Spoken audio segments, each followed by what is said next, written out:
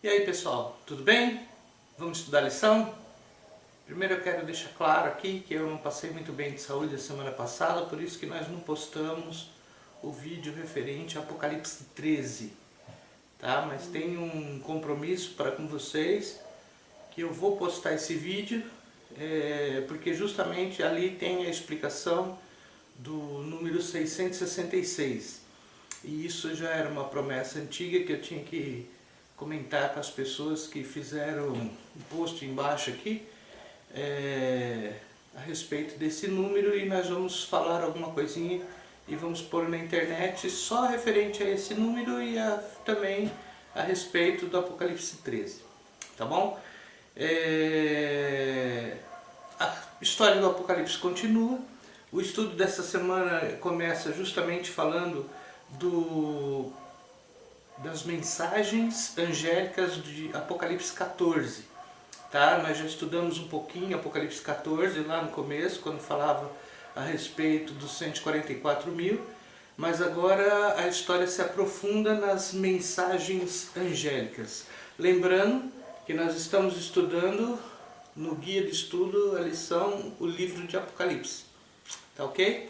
Então, se você não tem um desses guias de estudo, você pode acompanhar o estudo da lição somente lendo o livro de Apocalipse, e você vai entender do que se refere, do que se trata o estudo que nós estamos fazendo.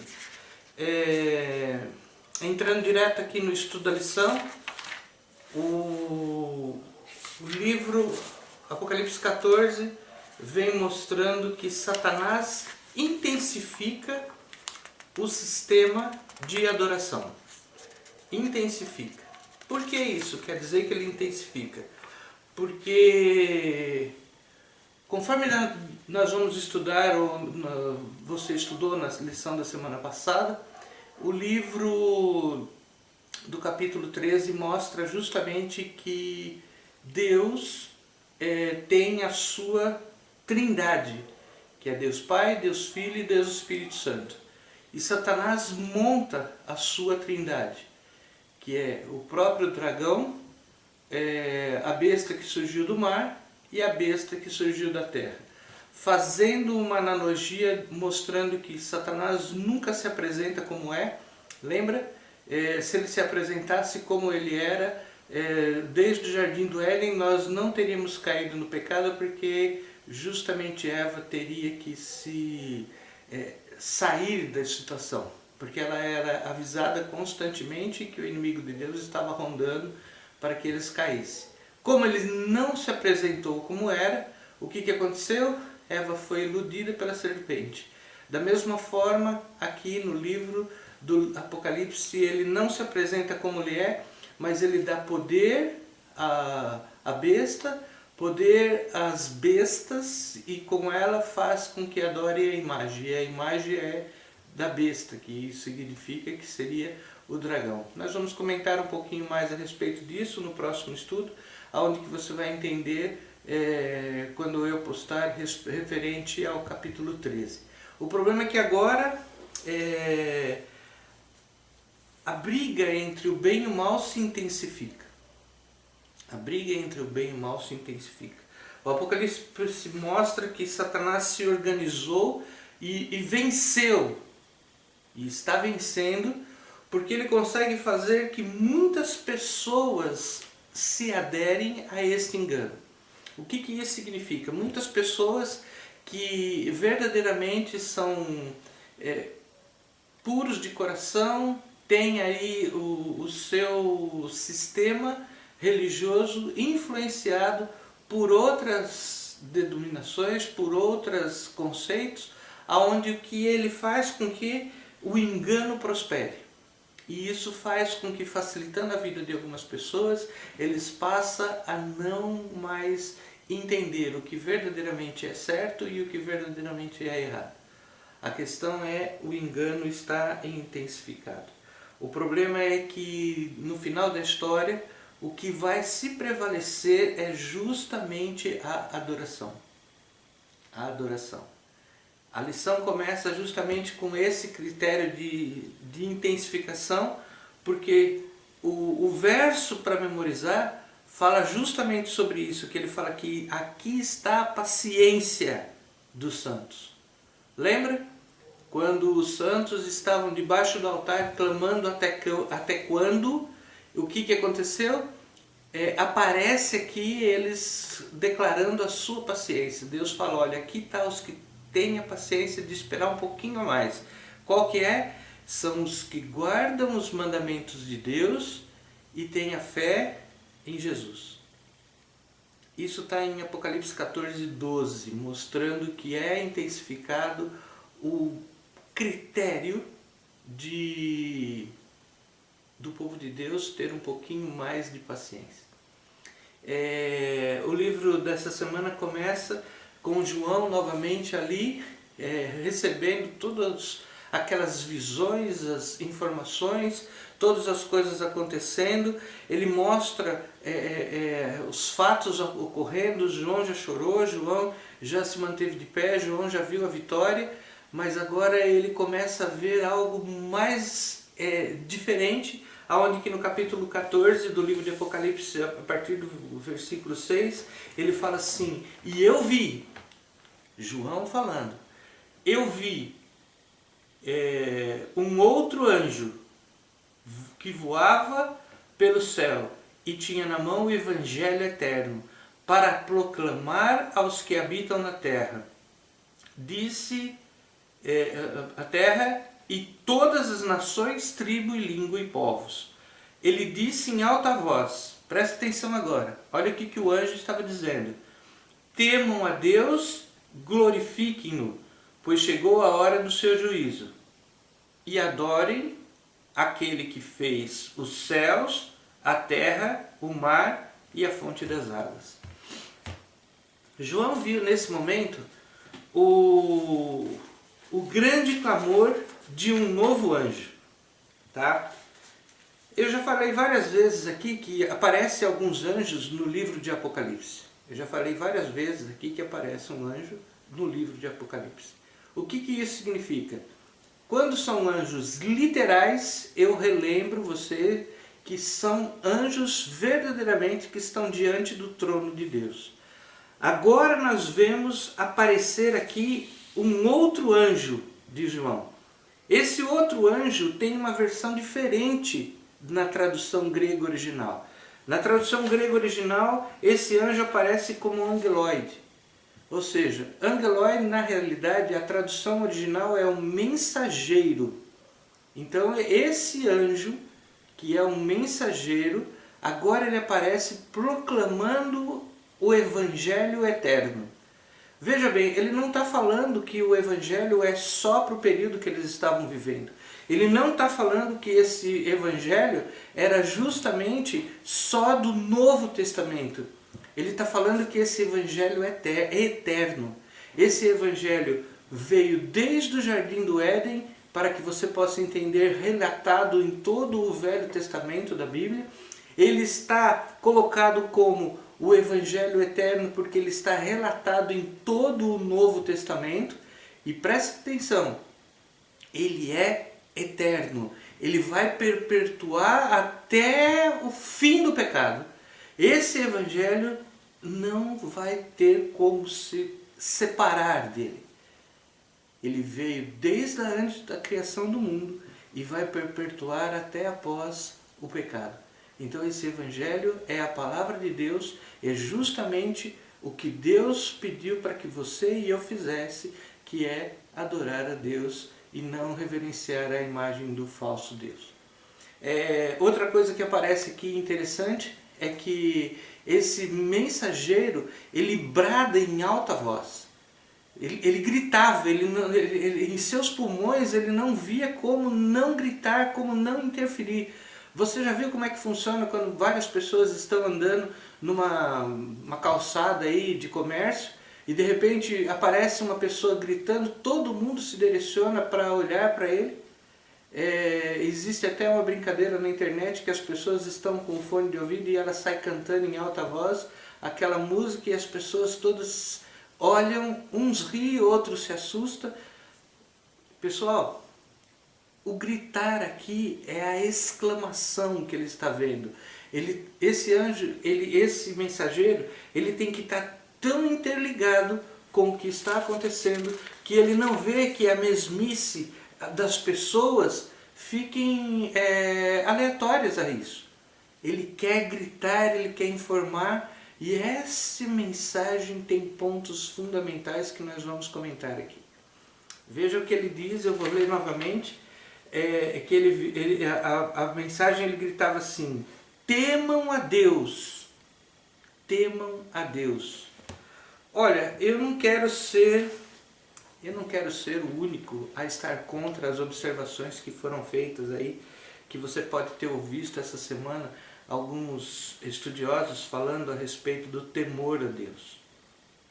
Eu não quero ser o único a colocar no seu coração algo diferente do que eles estão falando. Mas eu tenho que passar isso para vocês. Por quê? A palavra grega utilizada nessa frase, no original, é phoberos. Você já viu esse termo, phoberos? Aí você vai falar, não Paulo, eu não conheço o grego, eu nunca ouvi nada sobre isso. Mas você já viu um termo que chama phobos? Isso eu tenho certeza que você já ouviu. Sabe por quê?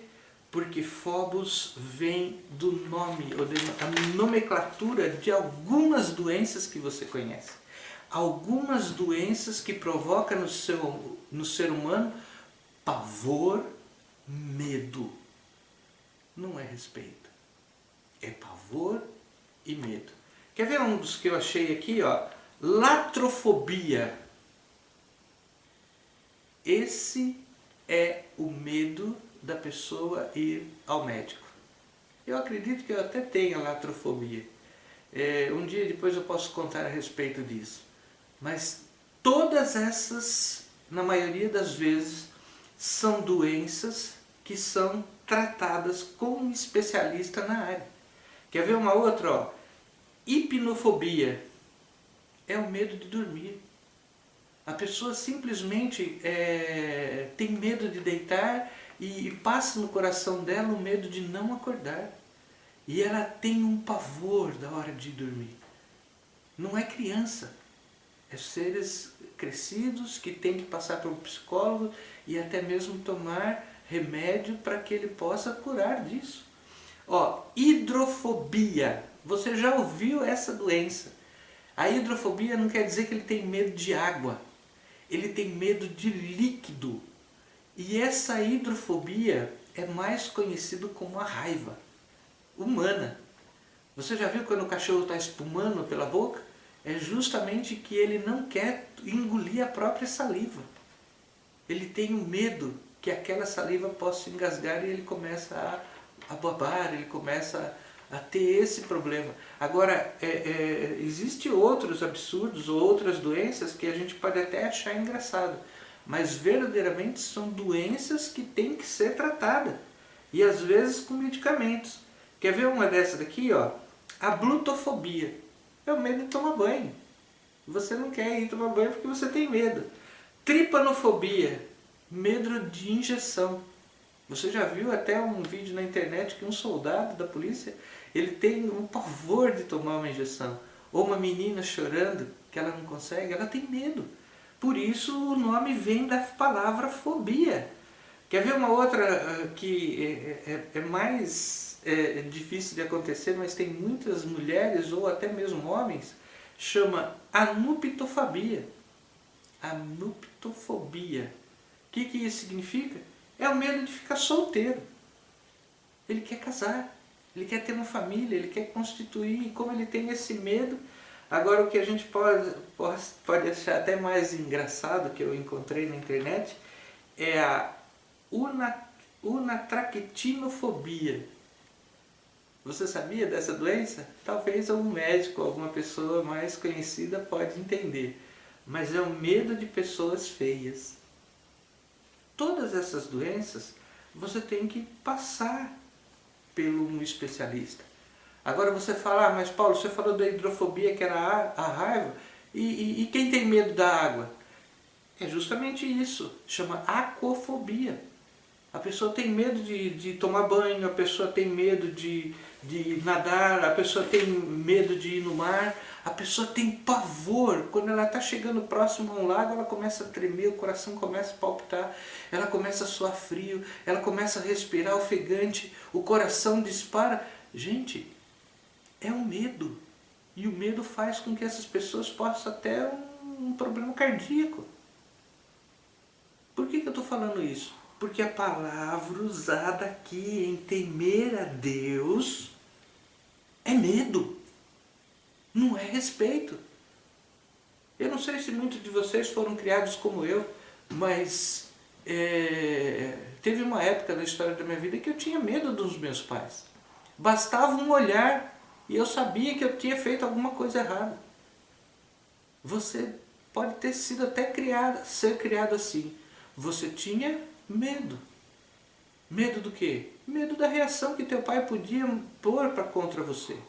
Você podia ganhar uma palmada, um beliscão, talvez até passar por alguns absurdos, que antigamente as pessoas eram criadas assim.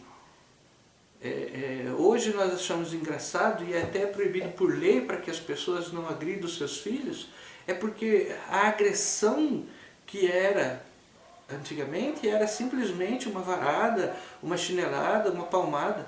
Hoje as pessoas estão tão sem amor que quando eles começam a agredir os filhos, eles não agridem por educação, para educar. Eles agridem por espancamento. Como se aquilo fosse algo extraordinariamente absurdo do que a criança fez. E não é comum de não achar crianças que são internadas justamente, às vezes, até com seu rosto deformado por espancamento dos próprios pais. Agora, nem por isso eu deixei de amar os meus pais. Nem por isso eu deixei de respeitar os meus pais. Nem por isso eu deixei de cuidar deles com carinho. O que isso significa? Que o temor a Deus aqui tenha medo. Por quê? Porque ele está trazendo juízo, a mensagem fala. A mensagem é clara. Quando você está enfrentando um problema e você vai se deparar com aquela situação, você tem que enfrentar. Mas não quer dizer que você não tenha medo. E esse amor tem que transpassar a isso, porque a mensagem é: tema, tenha medo, mas dê glória. Não é respeito, não é simplesmente a pessoa falar: eu respeito a Deus. O respeito a Deus hoje em dia está tão deturpado que as pessoas falam com o Criador como se fosse o cara lá de cima. Você já viu esse termo? Nós vamos bater um papo com o cara lá de cima e ele vai resolver o nosso problema. Gente, é Deus. É Deus. Na época do povo judeu, eles, para escrever o nome de Deus, eles trocavam uma caneta de tanto temor. E eu vou ser mais fundo ainda. Se você quer entender, e um escriba, para ele escrever o nome de Deus, ele tomava um banho e trocava a roupa. Ele era o homem mais limpo na face da terra. Porque começa a ler o livro de Gênesis e você vai ver o escriba reescrevendo. No princípio criou Deus, parou, toma banho, troca a caneta. Os céus e a terra. E disse Deus, parou, toma banho, troca a caneta. Respeito, temor, medo andam junto? Não. Ele quer que você tema sim, mas não o ame por temor. Ame porque você viu o que ele fez por você. Ele deu o seu filho porque ele te ama tanto que deu o seu único filho para que morresse por você. Que amor maior que esse? Por isso que nós temos que glorificar, adorar e estar ao lado de quem venceu na história. A mensagem fala que chegou a hora do juízo. Você já pensou qual que é o juízo de Deus? Você já esteve perante um tribunal do júri onde que ele te deu a sentença? Eu uma vez fui pego sem carta dirigindo a moto. Eu tinha carta de carro, mas não tinha carta de moto. E eu fui pego dirigindo a moto sem a carta. A minha maior apreensão foi justamente com o veredito. Ele determinou lá para mim um número de cestas básicas a ser paga. Só que qual que foi o grande problema disso para a minha vida? Para mim pagar a cesta básica eu tive que vender a moto. Para não ficar em débito com a justiça. Porque chegou o juízo sobre mim. Quando Deus trouxer o juízo sobre a terra, nós vamos aprender o que esse juízo tem a ver com cada um de nós. Por isso que a mensagem do anjo em Apocalipse 14 é justamente isso. Tema a Deus e dê-lhe glória, porque chegou o juízo, acabou, você não tem mais alternativa. Tudo que foi feito foi justamente para te salvar. Tudo que foi feito foi porque Ele te ama. Tudo que foi feito foi para que você entendesse que Deus tem um plano para cada um de nós. Acontece que o livro de Apocalipse 14 continua falando, ele viu um segundo anjo voando, logo em seguida a esse, que alertava cada um de nós para ter medo de Deus e se preparar para o juízo, continuando adorando a Deus como Criador, mantenedor. Ele falou agora aqui, e viu um segundo anjo voando, dizendo, caiu, caiu a grande Babilônia, que fez nações beberem do vinho da fúria da sua prostituição. Você acha que é uma cidade? Eu vou só te lembrar que Babilônia ela caiu 600 anos antes do nascimento de Jesus. Babilônia vem do nome Babel. E o Babel vem desde a época do dilúvio, onde que o povo mostrou a sua rebelião contra Deus, construindo uma torre para justamente afrontar o que Deus tinha dito. Deus havia dito a Noé que nunca mais destruiria o povo pelas águas. Mas o povo não acreditou. O povo construiu uma torre muito alta, que atingia até os mais altos picos. E o que aconteceu? Deus confundiu as línguas e fez com que eles fizessem o quê? Foram separados na terra. Isso significa que a Babilônia, a confusão começou desde aquela época. Quando Nabucodonosor se levantou na mesma cidade e criou a Babilônia, e ele disse que, através de Daniel, que Babilônia passaria, Nabucodonosor não aceitou e fez uma estátua lá na província de Durã, ou seja, 10 quilômetros de Babilônia, uma estátua de ouro com 9 andares de altura, mostrando uma afronta a Deus. E o que aconteceu? O juízo veio sobre ele e sobre toda a Babilônia, e o tempo da Babilônia passou. Agora esse anjo vem falando, pessoal, caiu a grande Babilônia. Essa grande Babilônia é uma Babilônia simbólica, ou seja, é a Babilônia da confusão religiosa. É a Babilônia onde que há uma tormenta a respeito das coisas que estão por vir e das coisas do que as pessoas falam a respeito do quê? A respeito do Salvador. Eles estão deturpando a mensagem. E deturpando a mensagem, o que eles conseguem? Enganar a muitos. Mas vai chegar o dia que essa confusão vai passar. E a Bíblia fala que caiu a grande Babilônia. E para que você não tenha dúvida que é essa confusão, ele ainda fala assim, é aquelas que beberam o vinho da fúria da sua prostituição. Por que ele usa o termo vinho aqui? Gente, porque o termo vinho aqui nessa situação é a mensagem. E eu vou falar para vocês por que ele usa o termo vinho como mensagem. Porque a mensagem de salvação é uma delícia. Você já pensou que você não precisa fazer nada para ser salvo? Você simplesmente pode usufruir dela crendo em Deus e tendo no seu coração os mandamentos? Olha, no tempo do povo hebreu, no tempo do judaísmo e até hoje em dia, qualquer encontro judaico termina com uma festa que chama Kiddush. E nós ali partimos o pão e tomamos o vinho, que é o puro suco da uva. Por que isso significa? significa que o puro suco da uva, que é uma delícia, nos lembra que Deus criou o sábado. E o sábado faz parte do mandamento. E o sábado é uma delícia quando você passa o dia louvando, bendizendo e fazendo bem às outras pessoas. Agora olha só, quando João descobriu que a mensagem era uma delícia, ele começou a divulgar isso e proclamar isso com todo o seu coração. Acontece que Satanás também tem a sua mensagem de desolação, a sua mensagem de engano. E tudo aquilo que era uma delícia agora virou uma mensagem de prostituição. E a prostituição se implica em falar as coisas falsamente. E esse anjo nos alerta disso. A Babilônia caiu. Por quê? Porque ela se prostituiu. E preste atenção, próximo à época do juízo de Deus.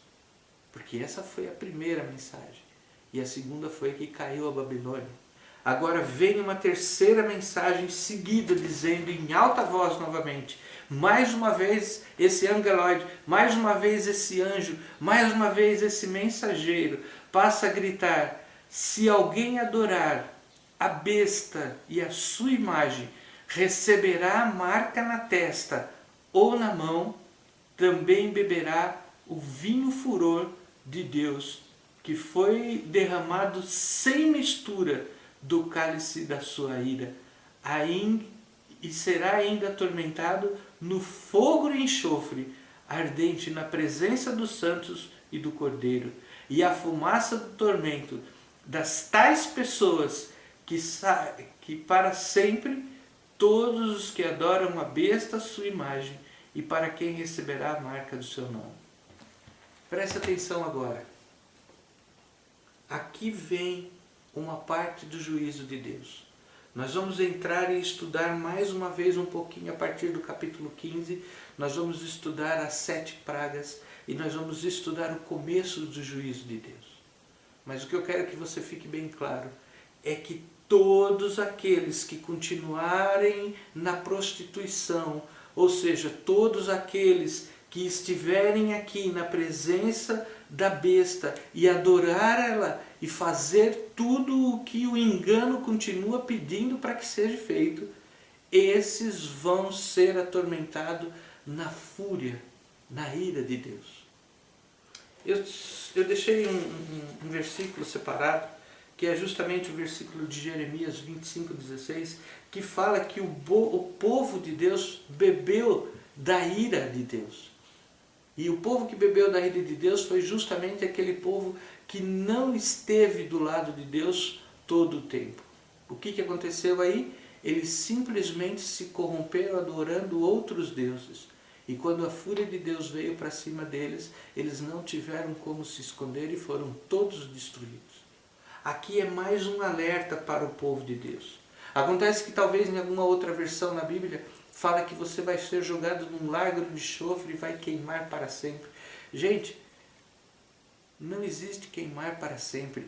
O queimar para sempre aqui que João está falando é referente justamente a um período determinado, porque o fogo se extingue, mas depois que você queimou aquele objeto, ele nunca mais volta e ele foi queimado para sempre. Eu uma vez queimei um documento meu sem querer. Eu joguei alguns livros fora e dentro de um livro meu estava um documento.